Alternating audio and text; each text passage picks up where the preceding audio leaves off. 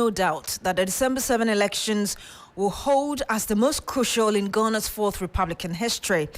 And with the antecedent of the 2020 polls where 8 lives were lost, the political tension remains palpable amidst comments by the incumbent they will not hand over to the opposition. That commentary on whether or not the Akufo Addo government will hand over to a possible NDC government has become the subject of political contestation following a word of caution by the national chair of the NDC for the president to announce his intention to do so. We are heading towards a crucial election. You are wearing 2 caps.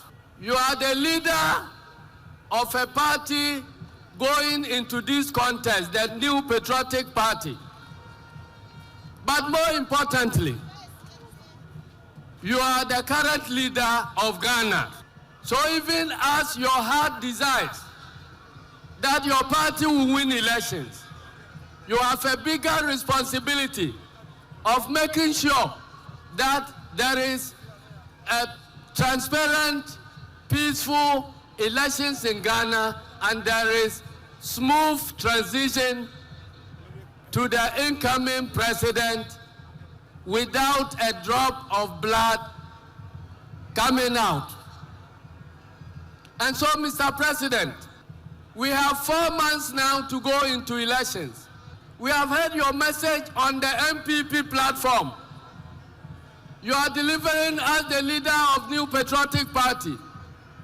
We are yet to hear a clear message from you, Mr. President, committing yourself to a peaceful, fair, and transparent elections in Ghana, and committing yourself to respect the wishes of Ghanaians, and putting yourself in readiness to hand over power peacefully to whoever is chosen by the good people of the Republic.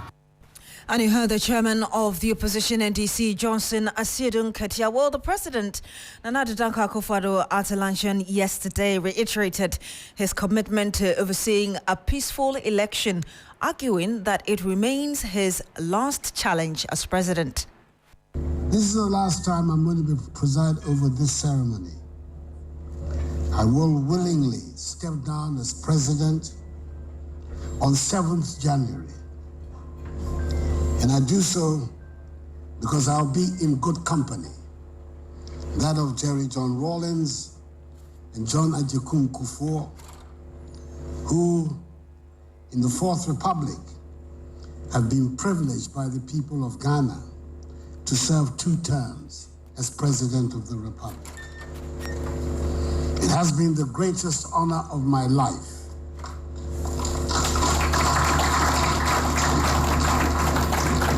to have served as president not once, but twice. And I've done my best, especially during in steering the ship of state through the deeply troubled times of the COVID-19 pandemic and its aftermath. I intend to ensure that our reputation as the beacon of democracy and stability in Africa and the world is maintained. You heard President Akufo Addo there.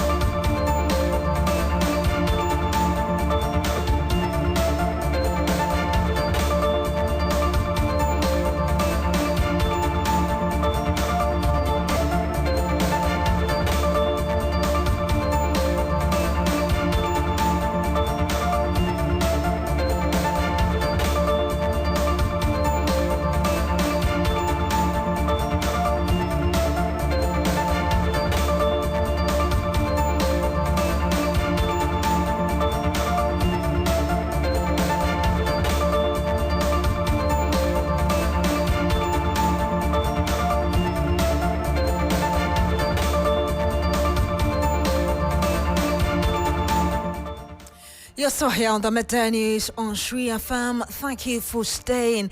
We'll be bringing you more of that comment by the president on he handing over power willingly come January 2025. Now, a poll conducted by election watcher Global Info Analytics in the Bono East region indicates that more than half of residents there believe that the country is headed in the wrong direction.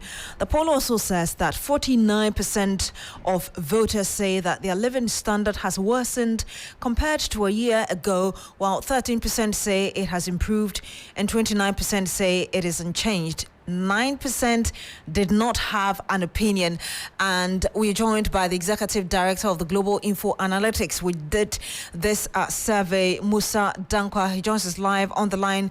Good afternoon, sir. Thank you for joining us. Good afternoon, and thank you for having me. Let me just first find out really what went into the final findings that you've been able to put out. I mean, this is just our normal polling that we do for certain constituencies that are of interest to us in the Bono East region.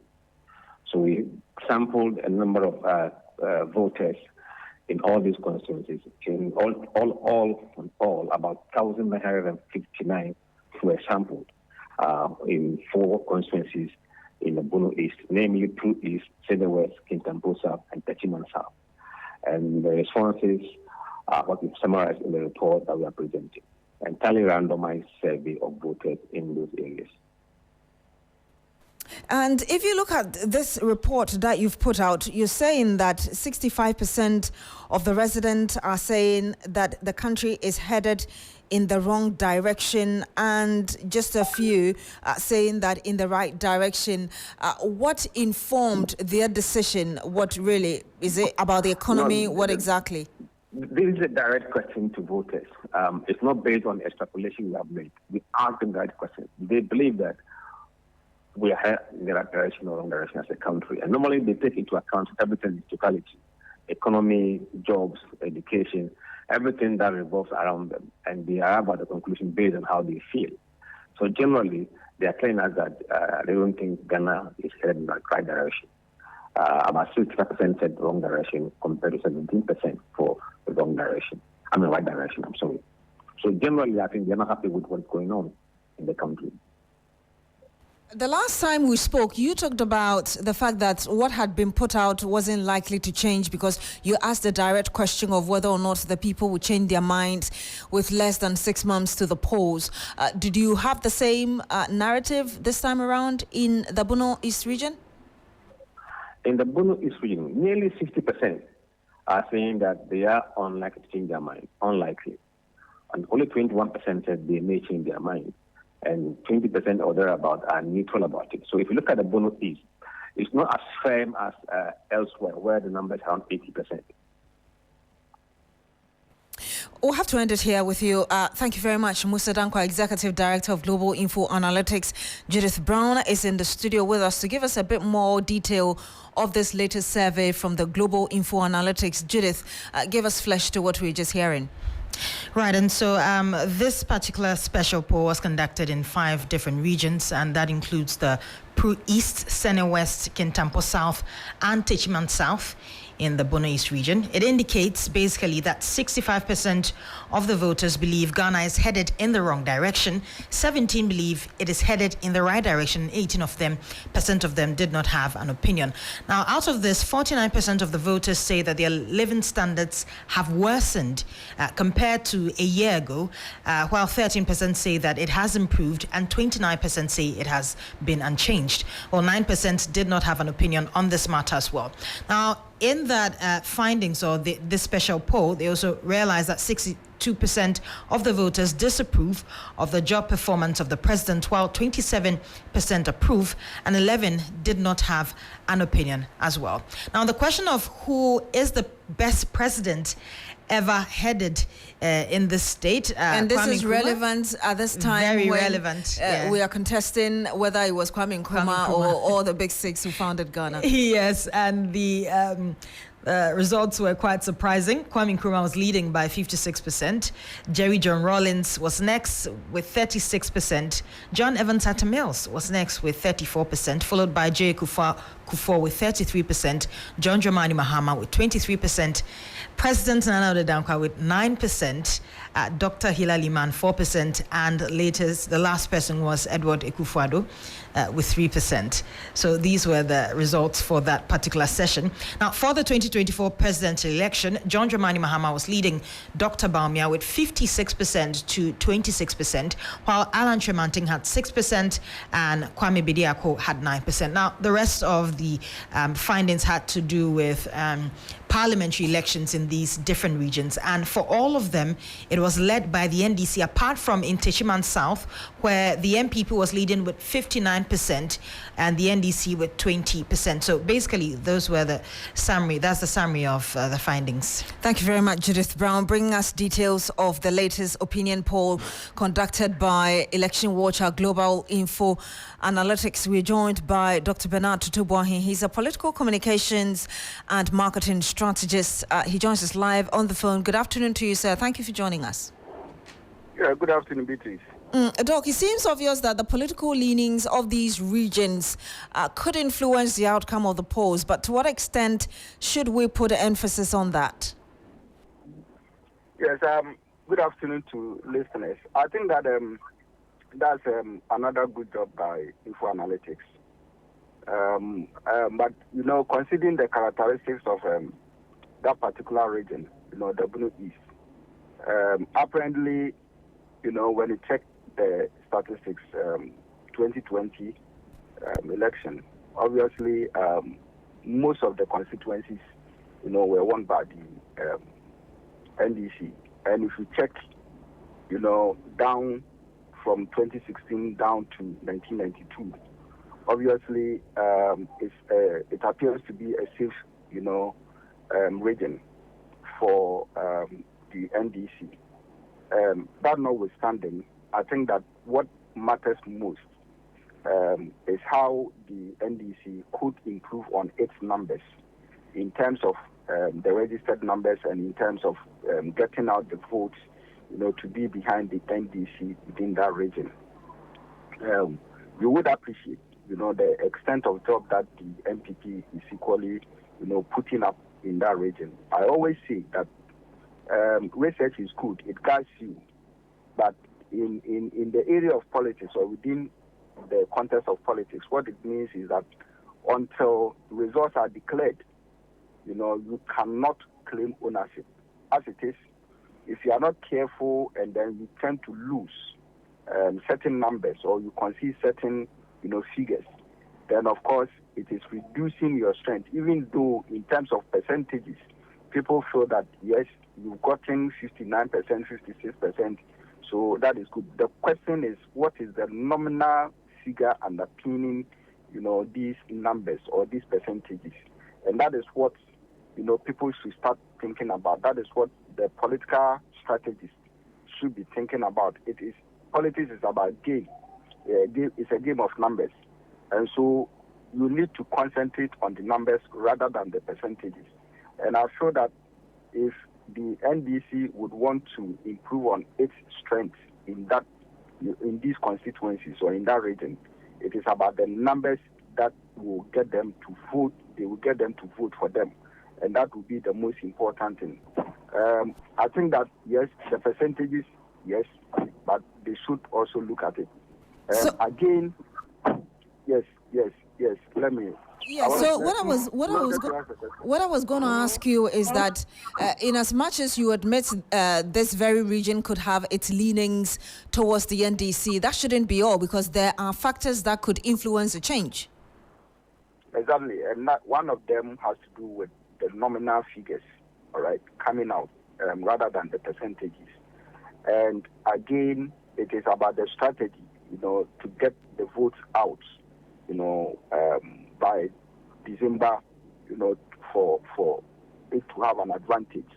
And I'm also looking at the candidate effect, i.e. the PC for the area, in terms of, the NDC, the PCs that are going to represent this region.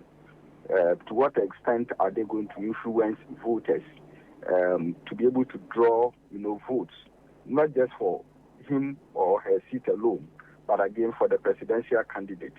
And they should be worried because in politics, one of the key things that the Ghanaian voter is driving now has to do with this issue about skirt and blouse. And they should be worried about it and work towards, the tendencies or the negative tendencies of skirt and blouse affecting, these percentages and the nominal figures. We'll have to end it here. Thank you very much, Dr. Bernard Tutubuahin. He's a political communications and marketing strategist. Thank you so much for speaking to us. Now, 3 labor unions in public universities have served notice of a strike from Thursday, August 8. The unions, which include the Senior Staff Association, Teachers and Education Workers Union of the Trades Union Congress and the Federation of University Senior Staff Association, FUSAG, are demanding the payment of their vehicle maintenance allowance. Labour Affairs correspondent Daniel Opoku is following this for us. He joins us live on the phone. Daniel, what more can you tell us about this? Right, good afternoon to you, Beatrice. This morning was the National Labour Commission. Let's not forget that what the three teacher union stated basically has to do with the payment of their vehicle maintenance allowance, which GTEC happens to be the middle player in terms when it comes to employment and also issues to regulate the tertiary sector. Now, when we read their statement, basically they are asking the Minister of Education of government to implement the ruling of the National Labour Commission. So now this Labour Commission is asking them to call up the intention to strike, and appear before the commission, hopefully by close of day next week, so that the issues could be addressed. That's what the NLC is asking them to do. And also, the NLC is of the view that, for instance, the leadership of FUSAG, CEU, and the senior staff should have also respected the decision of the NLC. In case because they were given a directive to go and sit and negotiate. And once they were able to negotiate and there have been a problem, then obviously they have to report back to the commission, which the teachers have not.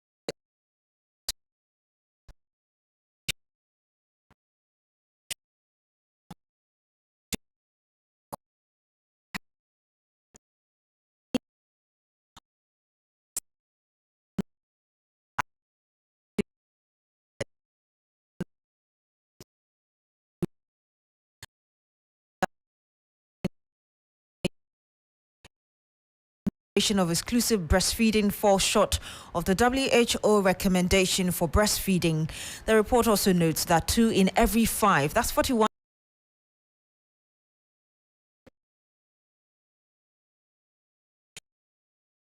not start breastfeeding within the first hours of their lives. Let me run you through the data and the regional breakdown coming out. It says in 3 regions, more than half of the children did not start breastfeeding within the first hour of their lives. Also, Greater Accra region 56.2%, Afful region 56.1%, Eastern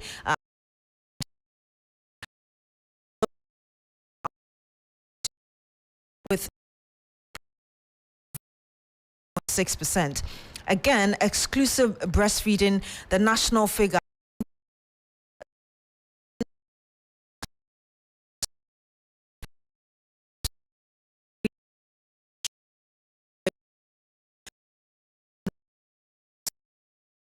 1.4 months, the Savannah region longest median duration of 4.7 months, and Volta region 4.4 months. Meanwhile, the head of the National Breastfeeding Program worrying, acknowledging the gaps which she said mostly lies with healthcare givers. At what point do we initiate the discussion of infant feeding with our pregnant women so that the woman doesn't deliver and then suddenly she is now faced with maybe one challenge or the other? But once we start the discussion early enough within antenatal care and then support them to make a choice within that period before they go into delivery, then they are more poised to be able to practice early breastfeeding, which also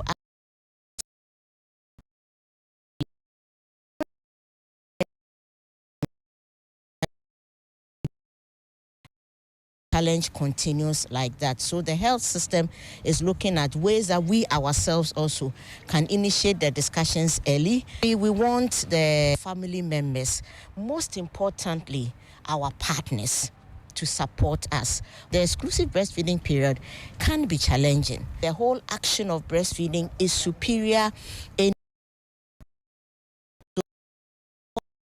every mother. Evidence has shown that normal term babies who are born with no problems, they can actually stay up to 48 hours without breast milk. So the rush to give infant formula is really not needed.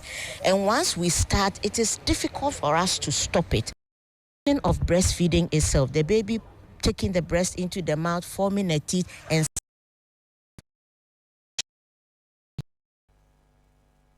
you heard there the head of the National Breastfeeding Program, Madam Gifty Ampa, is some 25 minutes past the hour of 12. You're still here on the Midday News on Sri FM 92.7. Let's bring you some politics. And the flag bearer of the New Patriotic Party, Dr. Manu Baumia, has asked the Ghanaians to give him the nod come December 7 to introduce new ideas into helping develop the country. Speaking as part of tour of the Eastern region at Yulo Krobo, the Vice President said voting for John Mahama will be voting for a second-hand president. Twaso. Na John Mahama the voting man. Bye obeko honeymoon. Now I call retirement. If you vote Mahama, you won't see him again. He will go on retirement. This election, we want a brand new president, not a second-hand president with brand new ideas, vision, and innovations. New president with brand new ideas, brand new vision, brand new innovations. Sir President Nayepe, and yes, second-hand President Nayepe, and he Mumvoti Emma Dr. Baumia, na Mumvoti ma Dr. Richard Chum Berma, Nayamfanko. Campaigns really intensifying. That was the flag bearer of the MPP, Dr. Mahmoud Baumia, who is still the vice president of the country. Now, let's take you on a trip to the Upper East region because the flag bearer of the opposition NDC, John Mahama, has also been canvassing for votes ahead of the December elections. On Monday, the president of the Upper East Regional House of Chiefs and the paramount chief of the Chiana traditional area crowned the former president as the befitting warrior going into the battle. And we have Komla Kluche on the line with us. Komla, what more can you tell us? Well, even after John Mahama last night spoke to the women, and also I met the China Pew where he had given him all the blessings going into this election to rescue the country. John Mahama just entered into the Northeast region in Yagaba Kubori, where he had to do a whistle stop and do a campaign here, charging the people that yes, of course, he knows that there are challenges that have befallen the country. There's a need for them to rally together, rally around the green, which is the NDC flag, for them to be able to rescue the country.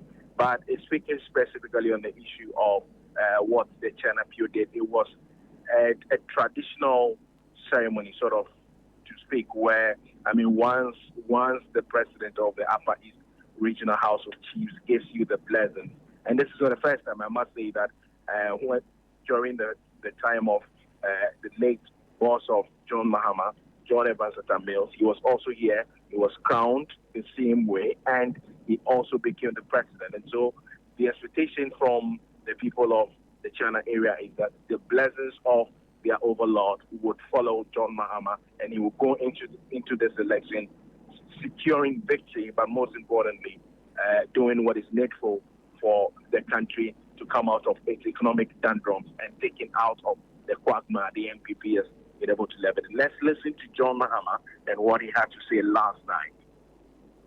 If in 2016 we made a mistake, and then again 2020 we made a mistake, 2024 we cannot make the same mistake. Because in tree they say you don't step on a fool's something. You don't step several times on a fool's something. And so I know that we have experienced 8 years of MPP. Things are hard, farmers are suffering, everybody is suffering. Indeed, there was somebody in 2016 who said farmers are suffering, teachers are, nurses are. And you heard the flag bearer of the NDC, John Mahama. Elsewhere, Democratic candidate for the U.S. presidential elections in November, Kamala Harris, is expected to announce her running mate later today. That's Tuesday, August 6th. The candidate would become vice president if Harris beat Donald Trump in November. Harris interviewed several top contenders in Washington, D.C. over the weekend. The BBC reports that the contenders include state governors Josh Shapiro and Tim Walz. The announcement comes as Harris begins a tour of key battleground state.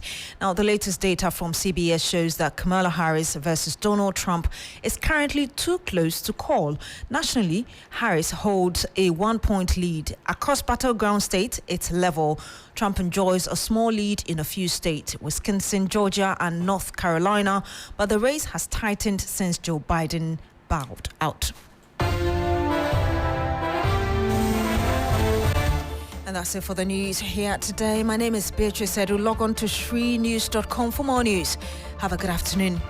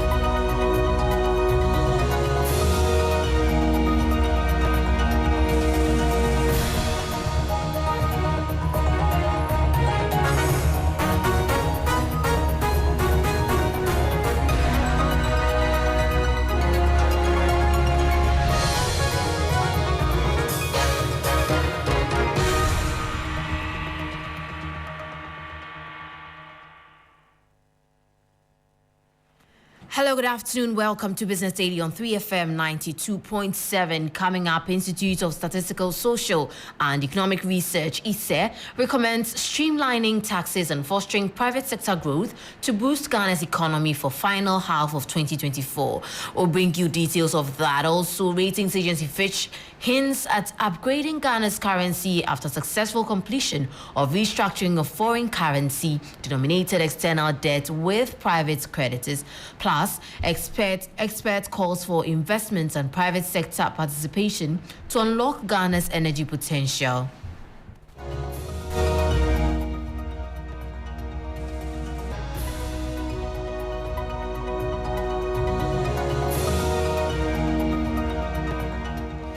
We have details of these coming up in the next few minutes. To stay.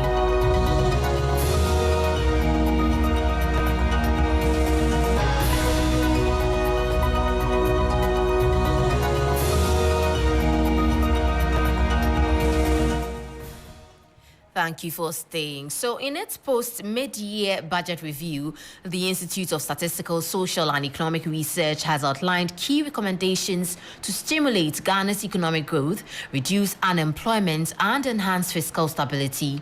Central to ISE's proposal are calls for streamlined taxation, improved private sector conditions and better fiscal and monetary policy coordination.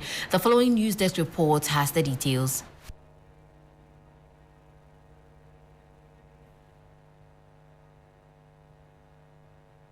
highlighted by Isse is the current tax regime, particularly the 15% VAT and additional levies, which are seen as detriments to business investment.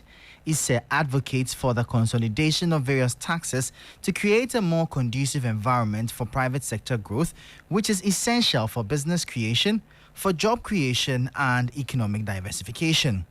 The organization also emphasizes the need to enhance income redistribution policies to mitigate widespread inequality exacerbated by rising food prices and living costs.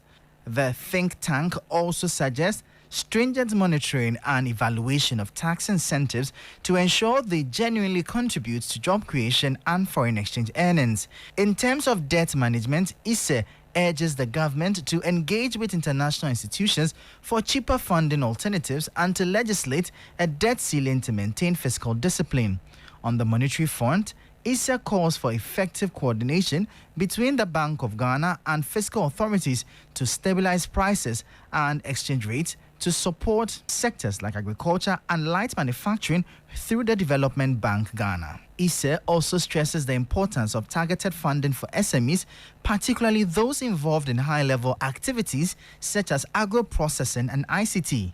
By channeling funds towards financial institutions and leveraging digital technology, the report suggests Ghana can create a more business-friendly environment, attracting both domestic and foreign investment to key growth sectors. That was a 3 Business News Desk report. In more stories, London-based rating agency Fitch has announced its intention to assign a long-term local currency issuer default rating to Ghana once the country successfully negotiates and completes the restructuring of its foreign currency-denominated external debt with private creditors. Currently, Fitch has affirmed Ghana's rating at restrictive default, indicating that the country is experiencing liquidity pressures. There's more in the following 3 Business reports. Fitch anticipates upgrading Ghana's long-term local currency issuer default rating upon completion of the external debt treatment, potentially leading to reduced liquidity pressures and restored macroeconomic stability. This, in turn, would significantly lower debt interest costs. Fitch's proprietary sovereign rating model has assigned Ghana a score equivalent to a rating of B- on the long-term foreign currency IDR scale. The assigned currency ceiling of B- reflects that the private sector has not been prevented or significantly impeded from converting local currency into foreign currency and transferring the proceeds to non-resident creditors to service debt payments. This indicates that Ghana's private sector has maintained access to foreign currency, enabling them to meet their debt obligations. Fitch's decision to assign the said rating to Ghana is contingent upon the successful completion of the external debt restructuring process. Upon achieving this milestone, Ghana's rating is likely to be upgraded, reflecting an improved macroeconomic stability of the country. That was a 3 Business News Desk report. Away from that, energy strategist Dr. Yusuf Suleimana is urging government to create a conducive environment to attract investment in Ghana's energy sector, emphasizing the crucial role of private sector involvement in harnessing the sector's economic opportunities.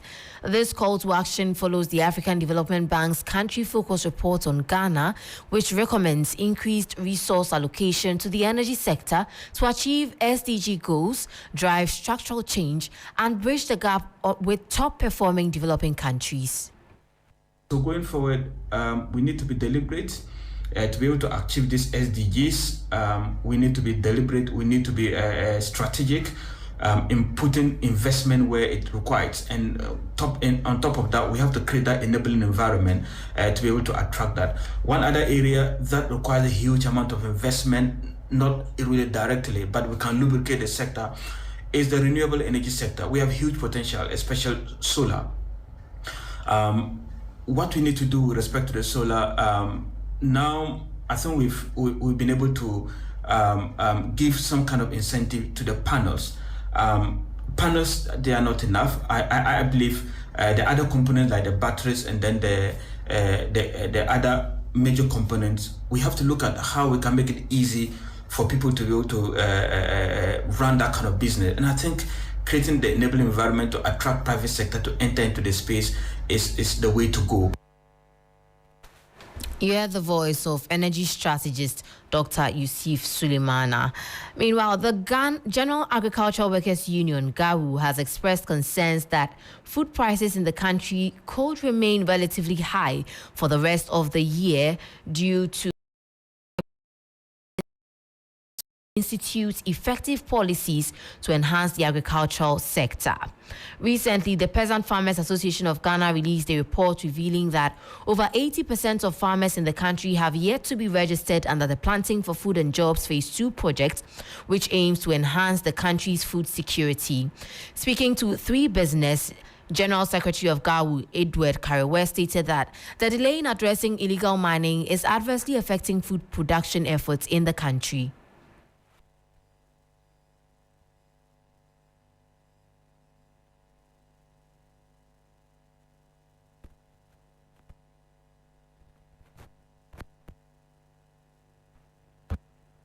From now until the end of the year, we should not expect much because you can't force the crops.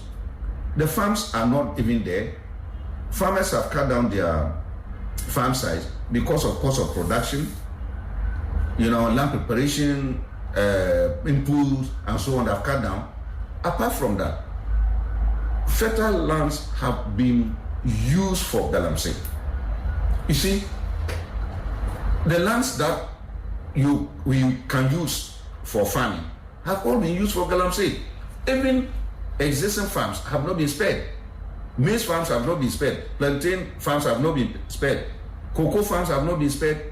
Oil palm trees, and then rubber. All that have been encroached upon by what? Galamsey. And galamsey is ongoing. And wherever galamsey passes, it leaves a permanent distraction,